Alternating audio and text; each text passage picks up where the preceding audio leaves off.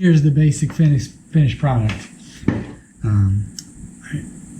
So I cut these off with the bandsaw, sanded them a little bit on each end instead of using the lathe, because there was a piece of plywood on here that would have been protruding. Plus on the lathe it was wanting to chip out the corners because of just this being edge grain, or against the grain here.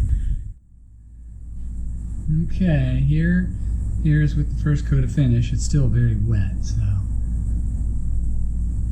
And Brazilian pepper really is actually a pretty nice looking wood once it's finished. Probably too much shine there. I can't really see what's going on.